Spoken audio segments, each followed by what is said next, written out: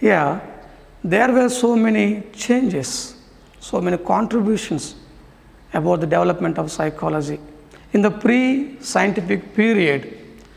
And as we have seen, the development is not only chronologically but also ideologically. What it includes, ideologically, changes include changes in meaning, concepts, approaches, objectives. All these were changing and developing time to time, period to period.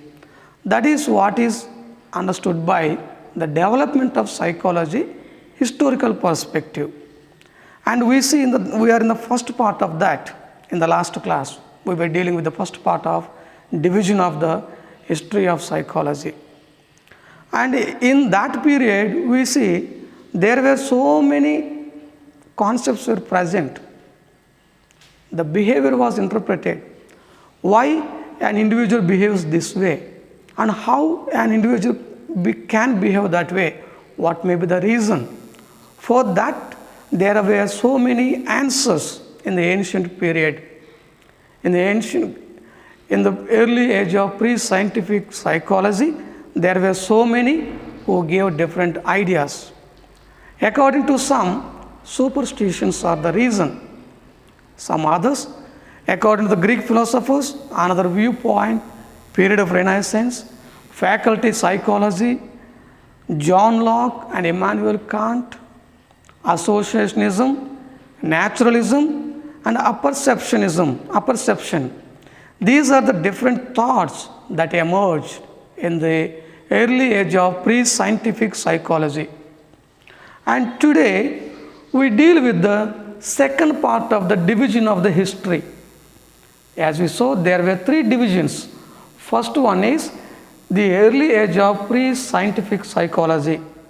About that, we have already dealt in the last class. And the second division is the modern age of scientific psychology.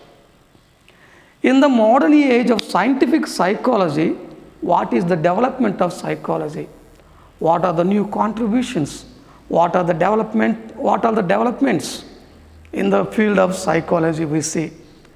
And as we saw, the first period was extended up to the 19th century.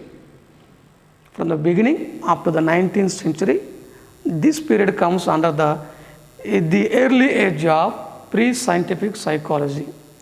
And the second division is the modern age of scientific psychology, and the period is from the second half of 19th century up to the contemporary periods. This is the period of this class, this age. Now, in this modern age of scientific psychology, there were some sciences, natural sciences. They were physics, chemistry, zoology, geology, and other sciences. They emerged. Many more other natural sciences emerged. And a scientific approach was applied on them. They were more scientific. And these natural sciences, which were very scientific, influenced psychology. They had their own influence on psychology. And as the result of that, there were a lot of attempts made upon psychology to make it more and more scientific. A scientific method was applied for studying the behavior of the human beings. Human behavior can be studied through scientific methods instead of speculation, which could not be tested under laboratory conditions.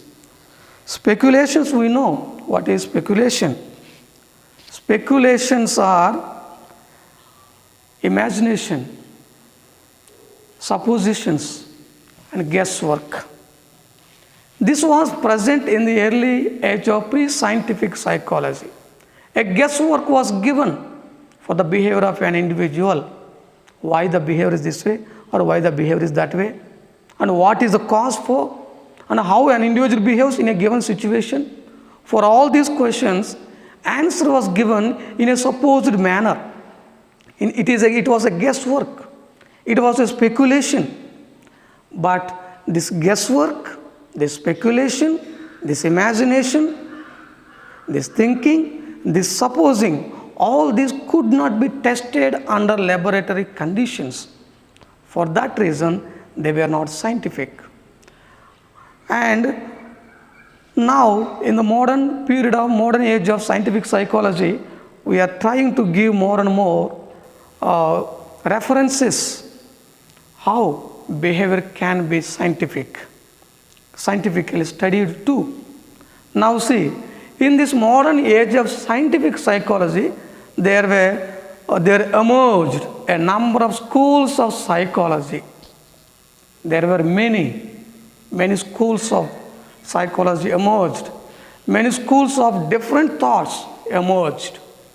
Among them, these are very important. As we see them on the board here, one of the schools is structuralism, other one is functionalism, the third one is behaviorism, the fourth, Gestalt psychology, fifth, psychoanalysis, and the sixth one is individual psychoanalytical psychology. Individual and psychoanalytical psychology. These are some of the schools which are very important. I repeat, there were many schools emerged in the modern age of scientific psychology, emerged many schools. These are very important ones. Now in this class, we will be dealing about structuralism, functionalism, behaviorism. This modern age of scientific psychology is a vast period. So many schools of thought are there. This I divide into two classes. Today, I will be dealing with the first three schools. In the next class, I will be dealing with the other three. Now the first one, structuralism. This is the first school of psychology. And the proponents are Wilhelm Wundt, Edward Bradford Titchener. These are the proponents of structuralism. Now let us see who is Wilhelm Wundt. Wilhelm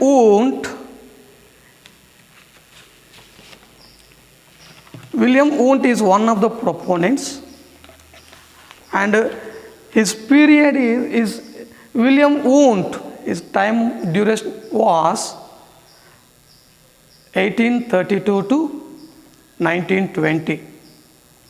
Wilhelm Wundt, who is he? He is a German philosopher. He opened for the first time in the history of the world a laboratory, psychological laboratory in Leipzig, name of the place, Leipzig. And in the year 1879, he opened psychological laboratory. The main purpose is to conduct systematic study of mind. That is the main purpose of opening this psychological laboratory. According to him, also Edward Bradford, these two are the proponents of this school. According to these two, they gave more importance to the structure of the mind. The same is also called the components of consciousness. Structure of the mind, other way, the components of consciousness. They mean the same. The importance is given to the structure of the mind or the components of consciousness. His approach is called structuralism. He and his disciples employed introspection and self-observation in their experiments. In conducting the experimentations in the given laboratory, there are two components, introspection and self-observation. We know what is introspection. Looking into oneself. Self-observation also mean the same. Observing the self, what is happening to the self. That is self-observation. Experience and introspection can influence behavior. I repeat, experience and self-introspection. Basing on the past experience, our behavior is modified, is changed because of the background experience is there. We have learned something from the past experience, and that experience also can influence our behavior. That way, experience can influence our behavior, present behavior. Again, introspection, looking into oneself, self-observation. This also influences the behavior of the individual. That is what is said according to the structuralism. The subjects of experimentation are asked to report exactly what they were experiencing at that moment.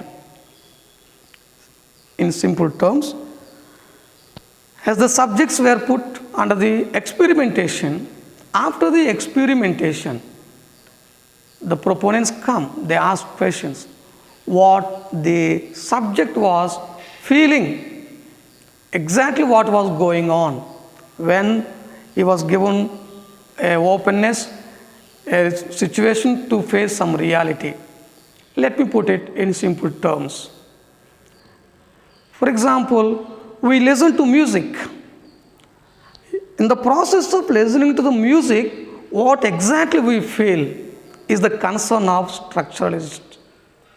What we feel? According to them, there are three elements, there are three components which are present in our experience. First of all, experience is conscious experience. They divide into two, conscious experience and sensory experience.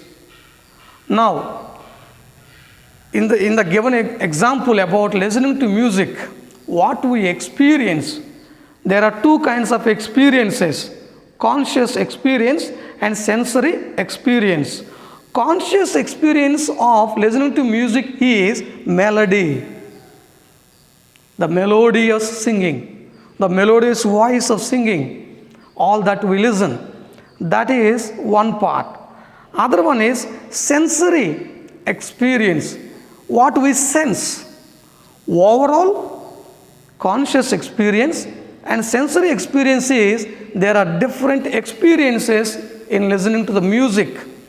For example, the scale of the music, the pitch, and also the loudness, the variations, all these are falling under the category of sensory experience, and conscious experience is overall experience. That is what is the mind of structuralists. Now coming to the Edward Bradford Titchener, one of the proponents of structuralism. He is the disciple of Wilhelm Wundt. Edward Bradford Titchener benefited a lot from the laboratory opened by Wilhelm Wundt. According to Edward Bradford, psychology is science of consciousness. Or in other words, another way he said it, study of experience. It is a science of consciousness, it is a study of experience according to Bradford. And he says that there are three elements of consciousness. What are those three elements? Physical sensation, feelings, and images. There are three elements, and these three elements constitute our consciousness. He gives an example to make it clear. According to him, banana, experience of a banana, perception, experience of banana. Look, perceptual experience of banana, and in this experience consciousness or experience mean the same. In this experience these three elements are there. Physical sensation is there, feelings are there, images are there. What is physical experience of physical sensation of banana? That is, physical sensation is seeing banana, what a banana is. Feelings, the second component, the second element of consciousness. When we see a banana, some kind of feeling is aroused in us. Maybe if a lover of banana sees, he feels very happy. In case somebody has a dislike for that, he doesn't feel comfortable there. So feelings are that by the very sight of banana, we get feelings, either liking feeling or disliking feeling. Images, the third element of consciousness, according to Bradford, is that images, we compare the present banana with the past bananas, what we have seen, past experience of bananas. We must have seen some bananas in the past, and we make a comparison here.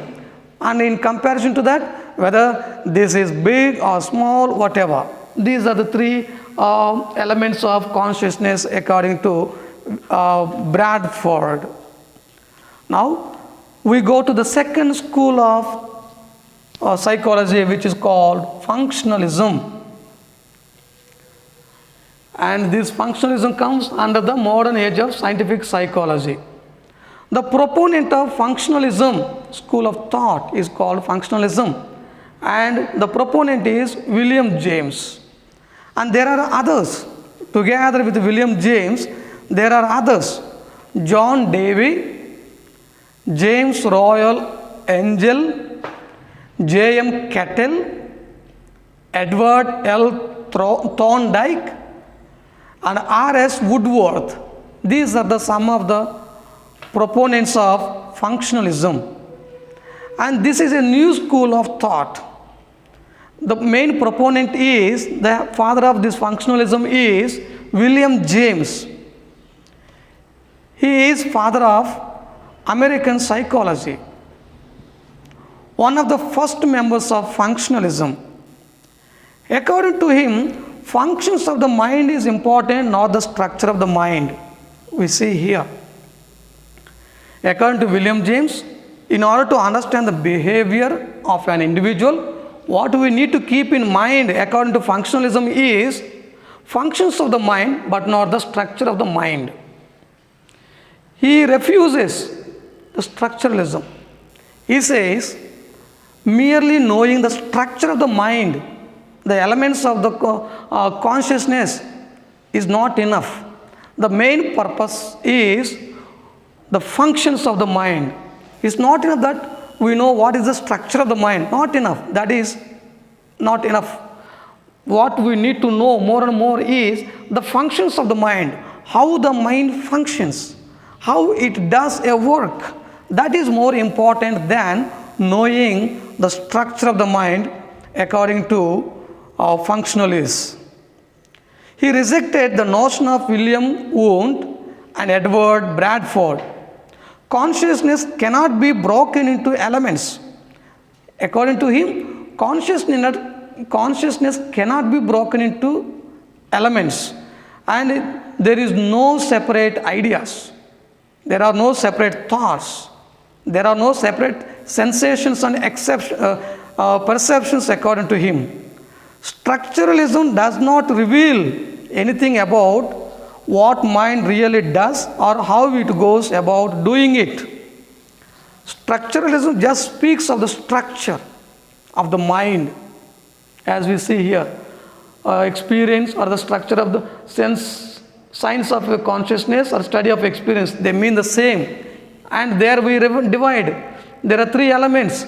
Just knowing these three elements is not enough. And the structure of the mind doesn't tell about the functions of the mind. It only speaks about the structure. What is first, what is next, what is then. Only that much. But it doesn't speak anything about the functions of the mind or how it goes about doing it. That is the main complaint from the functionalists about structuralists. He compared the mind or mental life to a river always flowing, always changing. And here we see something, mind is a cluster of ideas, that is from philosophical concept. It speaks something for us. A cluster of ideas. It is a cluster where ideas are there. Again and again, new ideas will be creeping in. Old ideas will be changing. New ones will be coming. There are a lot of associations that take place in the mind. The functions of the mind is, the main function of the mind is to aid man to adjust to his environment, according to his environment. We see the main purpose of the mind is to help the man in order to adjust himself according to the given situations, according to the given environment. That is the main function of the mind according to the functionalists. The mind constantly waves. I am just clarifying this concept. The mind is a cluster of ideas. The mind is constantly waving associations, revises experiences, jumping back and forth to form new ideas. That is always, it is compared to a river which is always flowing. A new water comes, it always changes. It is not the same all the time. River is always flowing. In the same way, into the mind, always ideas will be flowing. Associations take place. That is why it is similarly said to be a cluster of ideas according to some of the philosophers. Now, the functionalists speak about the habits. What are the habits? We all have many habits. And what do we mean by habit? Habits are the functions of nervous system. When we repeat an activity for a number of times, our nervous system is altered so that next time we do it automatically without much thought involved. I just simplify. We know it. What are our habits? There are some of the conscious actions. There are some of the actions which do not involve much consciousness. According to the functionalists, habits are some of the works which we do repeatedly. A set of repeated actions we do again and again according to them.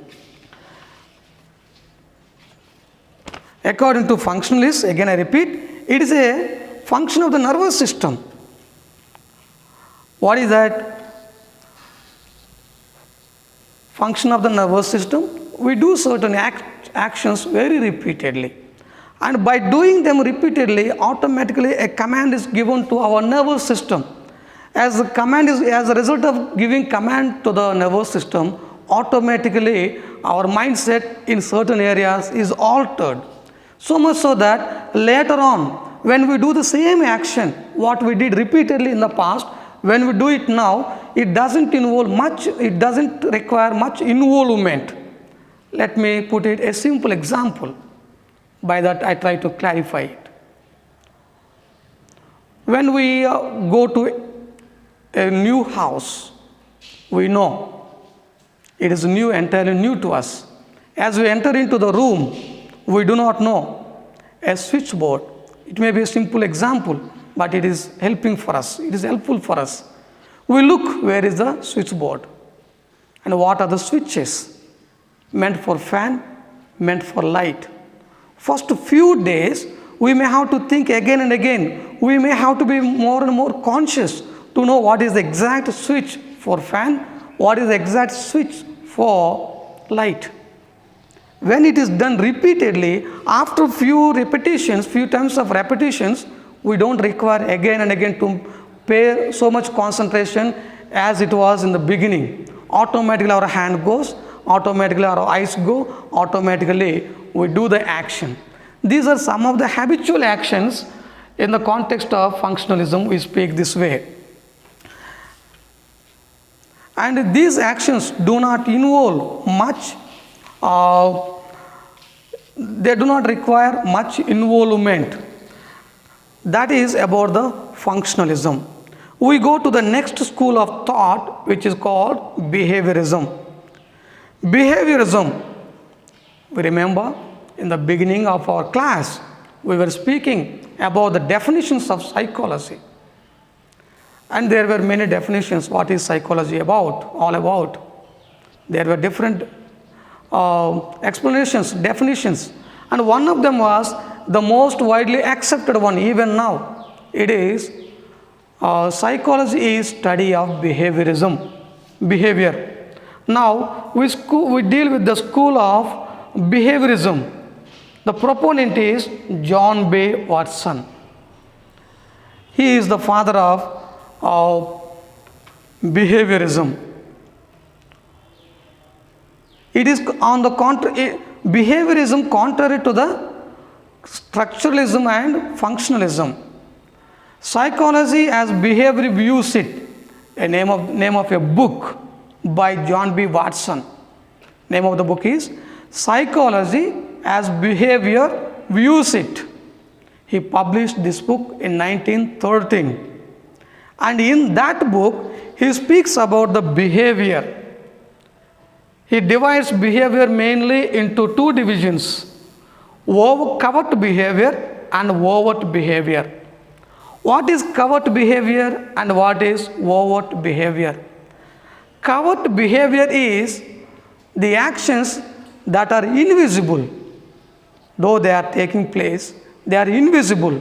They are not observable. They are not taking place outside. They take place inside of the person. For example, thinking or feeling are some of the actions. The behavior speaks of that. And such a kind of behavior, maybe thinking or feeling, whatever, is inside of the person. It is not observable. It is not tangible. It is not reliable. So, the second one is overt behavior. Overt behavior is a behavior which is observable, such as talking. Covert behavior is not observable. Overt behavior is observable behavior. For example, my very act of talking.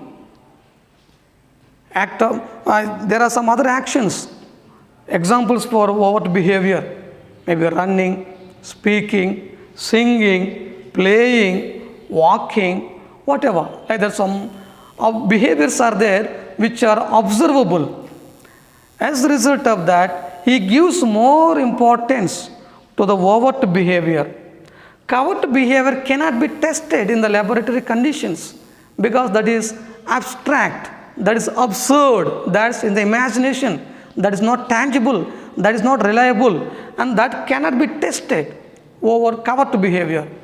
Overt behavior can be observed, can be tested, can be studied. Therefore, he gives more importance to overt behavior than covert behavior. Consciousness is not scientific. We see structuralism and functionalism, they give importance to the consciousness. And we remember in the first classes giving definition about psychology. What is psychology? According to some, it is a study of consciousness. Later on, a group of people came up and they asked question, what is consciousness? How are we to understand it? Is it reliable? Is it tangible? Can it be studied? Can it be proved? It was not able to answer these questions. Why? Because consciousness is not scientific. It's only a thinking. It's only mind work. It's only abstract concept. Not tangible, not reliable. It is not scientific. Therefore, John B. Watson, behaviorism, father of behaviorism, he emphasizes more on observable behavior. For giving, again, this cannot be observed, this can be observed. To clarify this concept, he gives an example. For example, a dog is coming opposite to us, a ferocious dog. What happens? We are frightened. Can we measure the fear? Can we check the fear? Is it reliable? It is not reliable. It is not observable. It cannot be studied. It cannot be tested. That part comes under covert behavior. Overt behavior, observable, yes, we can check our fear, the range of fear, not exactly as it is, but on the symptoms of getting frightened. What are the symptoms of getting frightened? By seeing the dog, we run away. And our heartbeat goes very high. Blood pressure is more. And all this can be observed objectively. Heartbeat, we can check. And the blood pressure, we get exhausted. We keep running by seeing a ferocious dog coming towards us. These can be studied. These can be observed. That is why he gives more importance to observable behavior than consciousness. He rejects the concepts, the notions of structuralism and also the functionalism. He proposes his own. And according to John B. Watson, what is more important is observable behavior. Here comes another famous person. We see here, Ivan Pavlov. Before that, let us see about what is behaviorism. It is a psychological theory that claims all mental states can be reduced to the statements of observable behavior. In learning theory, the claim is all learning is based on stimulus and response relation. I just actually missed a point here, that is stimulus and response, bywords, relative words, they go together. Stimulus. According to behaviorists, what is behaviorism? Behavior is a response to a given stimuli. There is stimuli outward and that evokes a response from us. That response is behavior. And behavior is explained in terms of stimuli and response relationship. Now, what is stimuli? Let us clarify these technical terms. Stimuli or stimulus mean the same, singular and plural. It is something that exists in the surroundings or that is presented. Something, a cause outside that evokes, that demands a response from us. Response is how we respond to the stimulus. That is about the response. Here comes an important person, very famous person, Ivan Pavlov. He gives an example about behaviorism. Let us read what Ivan Pavlov tells. The technical terms, you can note this. Also, you can see it in the same material that is forwarded to you. According to Ivan Pavlov, according to his classic experiments, Pavlov conditioned a dog to salivate at the sound of a bell by substituting that sound for the sight and smell for meat, and concluded that all behavior is a response to some stimulus in the environment. For example, he struck a bell when the dogs were fed. If the bell was sounded in close association with their meal, the dogs learned to associate with the sound of the bell with food. After a while, at the mere sound of the bell, they responded by salivating. Let us see in simple terms. He gives a definition for classical learning, classical conditioning. He gives an example of a dog, how the behavior is conditioned. He takes example of dog giving food to that. At the time of giving food to the dog, that giving food was associated with the bell. And very many times giving of the food, ringing of the bell take place together.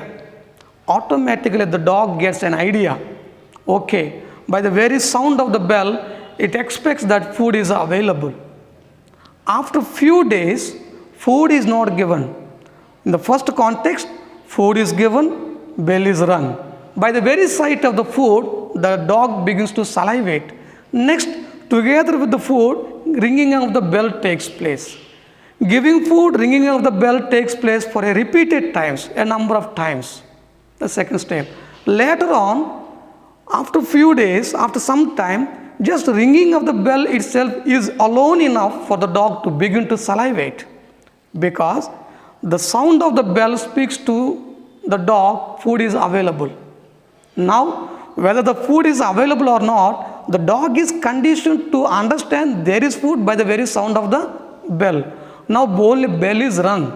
Whether food is there, visible or not, in the sight or not, only the sound of the bell automatically evokes the feelings of salivating in the dog. This is what he says according to conditioning of the dog, conditioning of the behavior of the dog. So that is the concept of behaviorism according to Ivan Pavlov. I repeat, some pronounce it as Ivan Pavlov, some pronounce as Ivan Pavlov. Both are accepted, both are correct. My dear students, with this, today we begin about these three schools of thought in the modern age of scientific psychology. Here I am requesting the students, as we go through the classes and as we go through the material that is given to you, any doubts, any questions, any clarifications you need, you can send your doubts, questions or clarifications you need. You can send to my WhatsApp number. Here only I can receive the WhatsApp messages. Note this, incoming calls, ordinary calls will not be received. Only this is available for WhatsApp purpose. WhatsApp call is available. Messages you can send. You can send your doubts, your questions, the clarifications you need on the past classes, on the videos as well as the material that is given to you.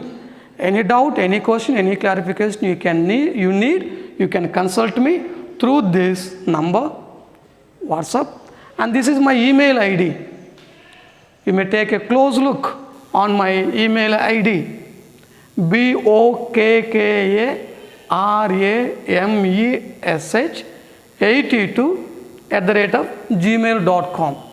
You can send me your questions to this Gmail ID too. Before that, let me request, let me suggest that the brothers, before you send the questions, I suggest make a group study, and the questions that come as a result of the group study, you can forward to me. Not the individual questions alone, individual doubts also you can forward, but I suggest more preferably you can make a group study. You can study in the group setting, group setup, discuss.